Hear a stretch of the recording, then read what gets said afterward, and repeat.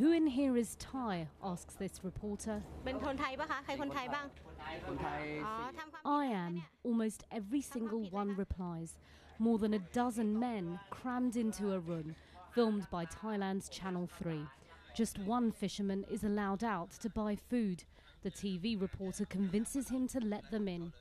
It's a makeshift jail, a virtual cage, in the basement of a fishing company on an Indonesian island. Local police say they've nothing to do with it.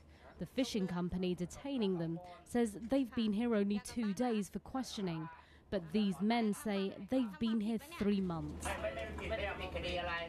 The team takes photographs, notes down names. They'll try to find their families to tell them they're still alive.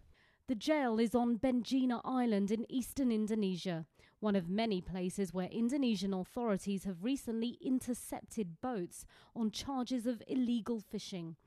The vessels are often manned by fishermen from across Southeast Asia, many of whom say they're being used as slave labour.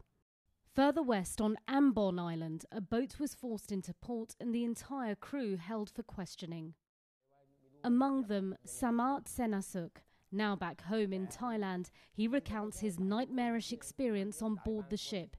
He tells me how he barely slept between long shifts on deck. He tells us he injured his hand. He thinks the bone was broken or tendon torn, but was forced to carry on working. He and the others say they were often beaten by the captain. He kicked and punched me, and my nose and mouth were bleeding. I still have blood cuts in my teeth, and my jaw hurts every time I chew.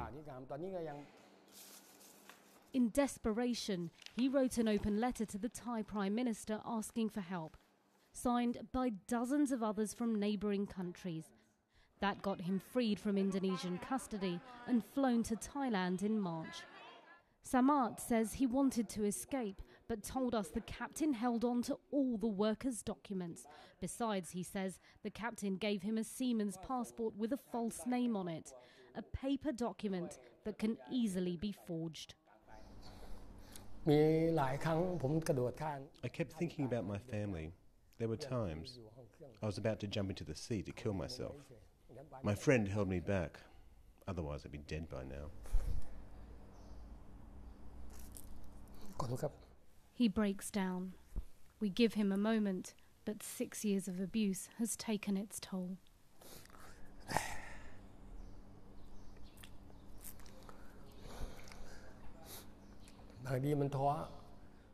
I felt so desperate. I had to lift solid, frozen blocks of fish, 20 to 25 kilos. Sometimes it was thrown and hit my body. I was forced to work in a freezer room for long hours. I wanted to die. My body couldn't take it anymore. I cried countless times.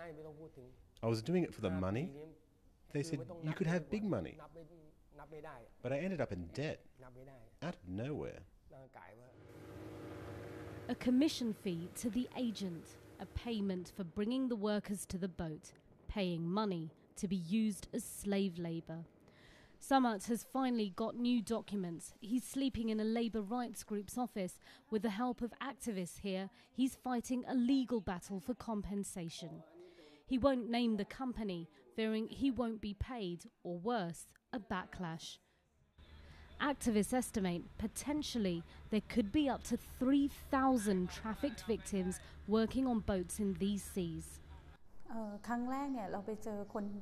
Initially, we found homeless Thais on the islands with no food, and then we started to find graves of perished sea crew, and it turned out there are so many.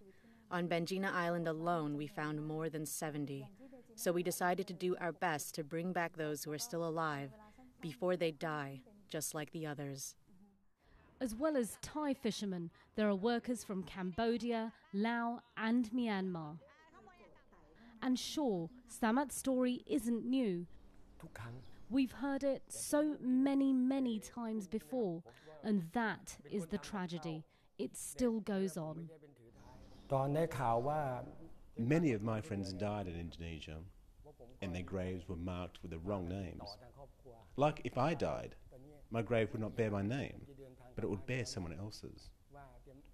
I'm speaking to you on behalf of many lost souls who could not come home. Simon Mawson, CNN, Bangkok, Thailand.